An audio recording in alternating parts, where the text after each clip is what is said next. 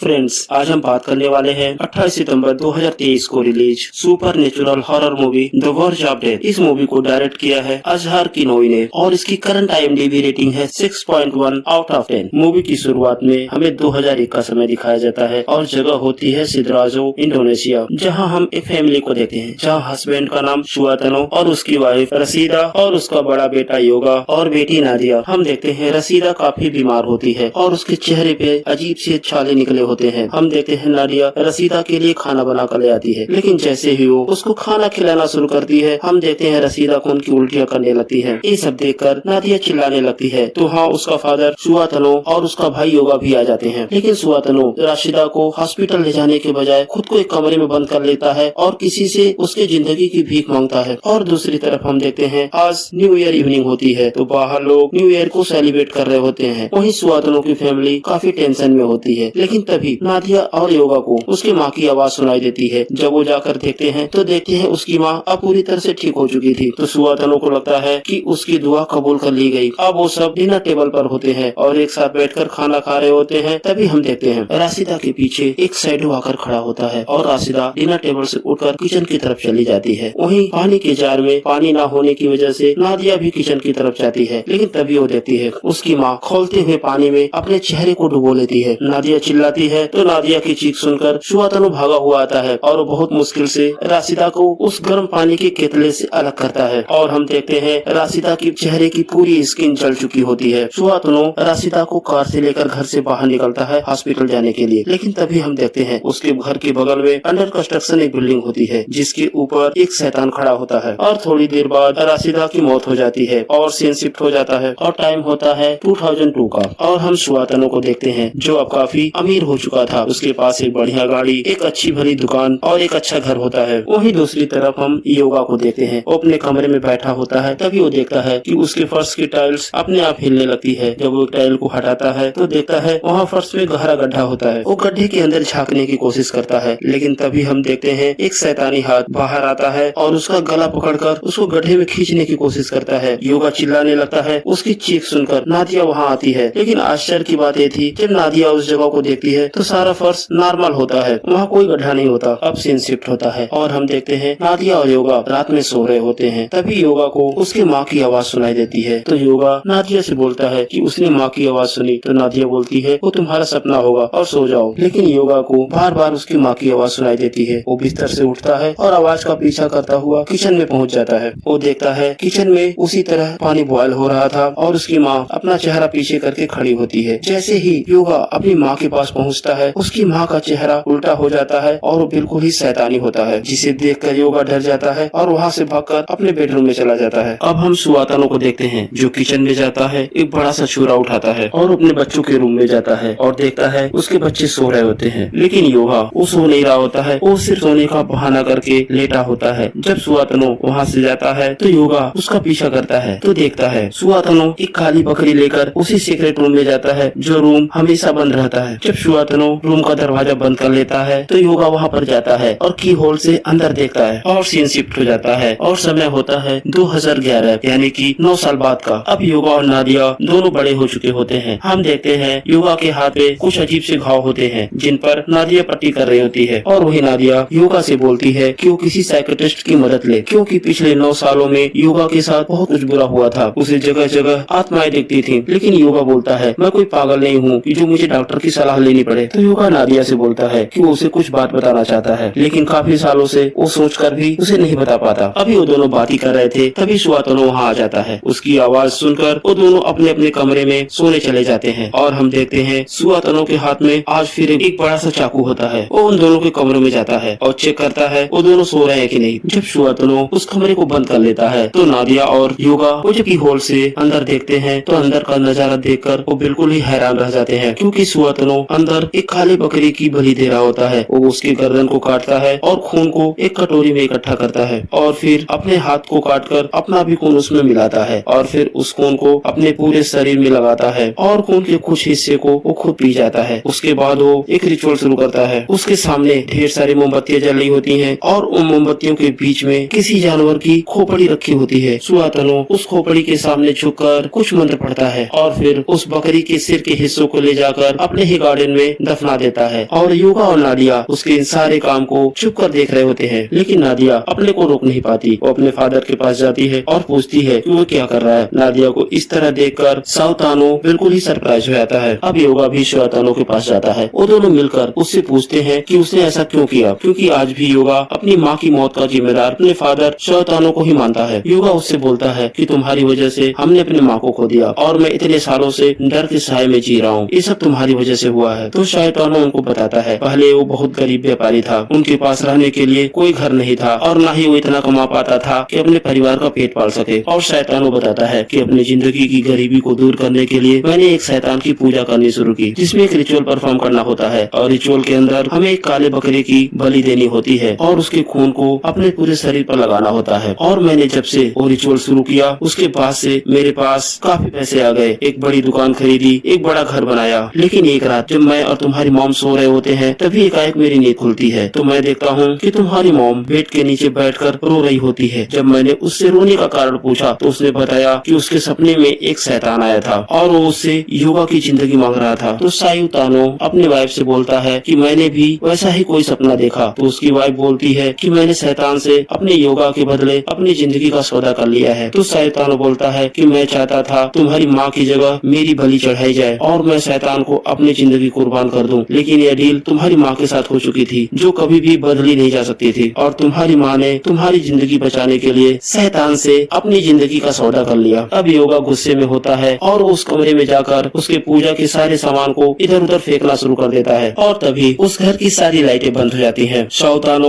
उस शैतान से अपने बेटे की गलती के लिए माफी मांगने लगता है, लेकिन तभी योगा अपने फादर को उसी कमरे में बंद कर देता है और वो जैसे ही आगे बढ़ता है उसके सामने डेमोनिक एंटिटी उसे हंट करने लगती है। लेकिन आश्चर्य की बात ये थी कि नादिया भी उसके साथ थी, लेकिन नादिया को कुछ भी नहीं दिखता, सब कुछ सिर्फ योगा को ही दिखता है। अब अगले दिन शाम को जब नादिया अपने घर वापस आती है तो देखती है उसके घर की बिजली की पावर सप्लाई में कुछ प्रॉब्लम होती है। जब वो अपना मोबाइल चेक करती है तो पूरी तरह से डिस्चार्ज हो चुका होता है। वो अपने पड़ोसी के घर में मोबाइल को चार्ज करने के लिए जाती है और इधर हम देखते हैं योगा अपने घर आ जाता है। घर में चारों तरफ अंधेरा होता है। वो नादिया को बुलाता हुआ घर के अंदर जाता है। तभी योगा को नादिया की आवाज ऊपर वाले फ्लोर से आती है। जब वहाँ पहुँचता है तो देखता है एक औरत वहाँ खड़ी होती है अपना चेहरा पीछे की तरफ किए हुए। योगा डरते हुए उसके पास जाता है। वो जैसे ही उसके पास पहुँचता है वो औरत पीछे मुड़ती है, उसका पूरा चेहरा खुला होता है और सब तरफ खून बिखरा होता है। अब योगा डर जाता है, वो चिल्लाता है और भागता है, लेकिन वो जहाँ भी जाता है उसे वही डिमोनिक एंटिटीज दिखती हैं। वो अपने कान बंद करके चिल्लाने लगता है, लेकिन तभी वहाँ नादिया आ जाती है और उसे चुप कराती है। और रात में जब शाओतानो अपने घर आता है तो दोनों उससे बात करते हैं। तो शाओतानो अपने बच्चों से सॉरी बोलता है और बोलता है कि तुम्हारी माँ की मौत के बाद मैं रिचुअल इसलिए करता हूँ ताकि तुम लोग सुरक्षित रह सको। शाओतानो की बात सुनकर नादिया और योगा भी अब रिचुअल में उसका साथ देने लगते हैं और धीरे धीरे समय बीता है और साल आ जाता है 2011 का। और आज फिर न्यू ईयर की इवनिंग होती है। हम देखते हैं शाओतानो, नादिया और योगा अपने घर के बाहर लॉन में भुट्टा भून रहे होते हैं। लेकिन तभी योगा बोलता है उसे ठंड महसूस हो रही है, वो कमरे में अपना जैकेट लेने जा रहा है। लेकिन नादिया बोलती है कि 12 बजने में सिर्फ 5 मिनट रह गए, तुम जल्दी बाहर आना। वो अपने कमरे में जाता है और अलमीरा से अपना जैकेट निकालता है, लेकिन जैसे ही आगे बढ़ता है वो देखता है अलमीरा का दरवाजा अपने आप खुल जाता है। वो दोबारा बंद करता है और जैसे ही आगे बढ़ता है उसके अलमीरा का दरवाजा दोबारा खुल जाता है। अब ये देखकर योगा डर जाता है। वो कमरे से बाहर जाना चाहता है, अपने कमरे का दरवाजा खोलता है तो उसके सामने एक बड़ा शैतान खड़ा होता है जिसका सिर बिल्कुल बकरे की तरह होता है, बड़े बड़े सींग होते हैं। योगा उसको देखकर चिल्लाने लगता है और दूसरी तरफ हम देखते हैं बाहर नए साल का सेलिब्रेशन शुरू हो जाता है। तो नादिया अपने फादर से बोलती है कि अभी तक योगा बाहर नहीं आया। अब नादिया योगा को ढूंढते हुए उसके कमरे में जाती है। वो देखती है योगा वहाँ नहीं होता, लेकिन उसके कमरे की लाइट ब्लिंक कर रही होती है। अभी नादिया कुछ समझ पाती तभी देखती है योगा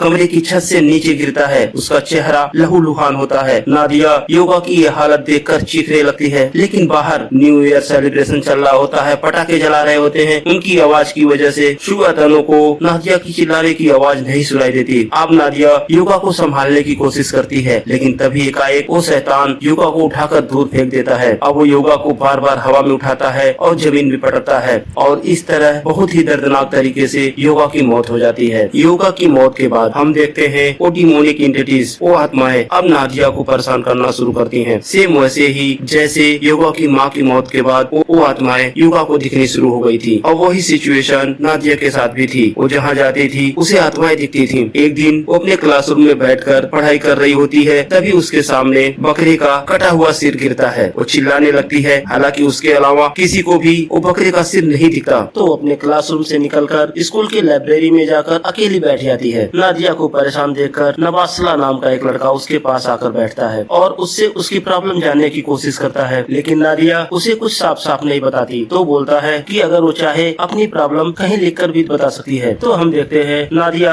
डायरी लिखना शुरू करती है। वो रात में जब अपने घर पर होती है तभी उसे कुछ आवाजें सुनाई देती हैं। वो जाकर देखती है तो देखकर सन्न रह जाती है। उसके सामने वही बकरी के सिर वाला शैतान होता है जो उसके भाई योगा की डेड बॉडी को फाड़कर खा रहा था। नादिया जोर से चीखती है और बेहोश हो जाती है। जब नादिया को होश आता है तो हम देखते हैं उसके हाथों पर भी अब काफी चोट के निशान बन चुके थे और सुआतनो उसके हाथ पर पट्टी लगा रहा था। अब नादिया की भी हालत धीरे धीरे उसके भाई और उसकी माँ की तरह होने लगी थी। अब सुआतनो से नादिया की ये हालत देखी नहीं जा रही थी, तो सुआतनो नादिया को बचाने का फैसला करता है। वो नहीं चाहता था कि वो नादिया को अपनी वाइफ और बेटे की तरह खो दे। अगले दिन सुबह नादिया और शैतानो अपने घर से अपनी कार से निकलते हैं, लेकिन रास्ते में नादिया को सड़क के किनारे खड़ी एक औरत दिखती है। लेकिन शैतानो मुड़कर देखता है तो वहाँ कोई नहीं होता। एक्चुअली वो औरत नहीं, वो आत्मा थी। अब पूरे दिन चलने के बाद शाम हो जाती है, रात का अंधेरा हो जाता है। वो दोनों एक जंगल के रास्ते गुजर रहे होते हैं, तभी नादिया को वही औरत दोबारा दिखती है और वो चिल्लाकर अपने गाड़ी की स्टीयरिंग मोड़ देती है, जिससे गाड़ी सड़क से हटकर गड्ढे में गिर जाती है। और फिर हम देखते हैं बहुत सारी आत्माएं नादिया को डराना शुरू करती हैं। नादिया जोर से चीखती है और बेहोश हो जाती है। जब उसकी आँख खुलती है तो अपने आप को एक घर में पाती है और वहीं वो देखती है शैतानो एक आदमी से बात कर रहा होता है। तो शैतानो उस आदमी से बोलता है वो उसकी उस शैतान से मुक्ति पाने में मदद करे। एक्चुअली इसी आदमी ने शैतानों को उस गोट शैतान की पूजा करने के बारे में बताया था, लेकिन वो आदमी शैतानों को बोलता है कि तुमने नियम तोड़े, तुमने ज्यादा पैसों की लालच में उस शैतान से गलत सौदा किया और जिसका परिणाम स्वरूप तुमने अपनी वाइफ और अपने बेटे को खो दिया और अब मैं तुम्हारी कोई मदद नहीं कर सकता। और तभी नादिया उस कमरे में आ जाती है और अपने फादर शैतानों की बातें सुनती है, लेकिन तभी उसकी नजर दीवार पे लगे फोटोग्राफ्स पर जाती है। वो देखती है कुछ फोटोग्राफ्स बिल्कुल क्लीन होते हैं, लेकिन कुछ फोटोग्राफ्स खराब हो चुके होते हैं। जब नादिया ध्यान देती है तो समझ जाती है क्योंकि धुंधले फोटोग्राफ्स में जिन लोगों की तस्वीरें थी उन्हीं लोगों की आत्माएं उसे डराती थी। तभी नादिया को उसकी फैमिली के फोटोग्राफ भी वही लगा देता है। तो आदमी बताता है इन सब फैमिली के लिए रिचुअल उसी ने किया था, लेकिन जिन लोगों ने नियम तोड़ दिए उनकी फैमिली मारी गई और उन्हीं की आत्माएं हैं जो तुम्हें डराती हैं। अब हम देखते हैं शैतानो नादिया को लेकर दूर दूर तक लोगों से मिलने जाता है, मदद मांगता है, लेकिन उसकी मदद कोई नहीं कर पाता। और समय साल दर साल आगे बढ़ता जा रहा था, लेकिन शैतानों की हेल्प अभी तक किसी ने नहीं की। आखिर में शैतानो और नादिया एक औरत से मिलते हैं जो कि रूहों, भूत पिशाच, आत्माओं से बात करने की ताकत रखती है। वो नादिया को देखते ही समझ जाती है और इसके पहले शैतानो कुछ बोलता वो उसके बारे में बताती है। वो बताती है कि तुमने लालच में आकर जो नियम तोड़े हैं और शैतान से जो गलत समझौता किया था उसका परिणाम तो तुम्हें भुगतना ही होगा। फ्रेंड्स, एक्चुअली पैसे की लालच में आकर शैतानों ने उस शैतान से समझौता किया। पहले वो काले बकरे की बलि देने की बात की थी, लेकिन बाद में उसने ज्यादा पैसे की लालच में समझौता तोड़ दिया, इंसानी बलि के लिए राजी हो गया। उस समय शैतानों को लगा कि ऐसा कुछ नहीं होगा, लेकिन बाद में जब एक रात उसकी वाइफ और वो सो रहे होते हैं तो उसकी वाइफ को सपने में वो शैतान आता है और उसके बेटे की बलि मांगता है, लेकिन उसकी वाइफ शैतान के सामने गिड़गिड़ाती है और बच्चे के बदले अपनी बलि देने को तैयार हो जाती है। वो औरत शैतानों को बताती है कि हर 10 साल में वो शैतान एक बार आएगा और तुम्हारे परिवार के किसी सदस्य की बलि देगा और ये सिलसिला तब तक चलेगा जब तक तुम्हारे परिवार का हर सदस्य खत्म नहीं हो जाता। अब शैतानों और नादिया हार कर अपने घर वापस आ जाते हैं। अब नादिया अपने स्कूल के फ्रेंड नवासला से मिलती है और अपनी वो डायरी जिसमें उसने उसके साथ हुई सारी घटनाओं के बारे में लिख रखा था। अब सीन शिफ्ट होता है और आज न्यू ईयर की इवनिंग थी। नादिया अपने फादर के साथ डिनर टेबल पर बैठी होती है और 12 बजने में सिर्फ 5 मिनट रह गए होते हैं। तो नादिया अपने फादर को बाहर जाने के लिए बोलती है क्योंकि उसको पता था उसकी जिंदगी सिर्फ 5 मिनट की रह गई है। नादिया नहीं चाहती थी कि जब वो मारी जाए तो उसके फादर वहाँ पर सामने हो। शैतानो दुखी मन से उठता है और अपनी बेटी को आखिरी बार देखते हुए उस कमरे से बाहर चला जाता है। अब रात के 12 बज चुके थे और हम देखते हैं वो शैतान नादिया के पीछे खड़ा होता है और नादिया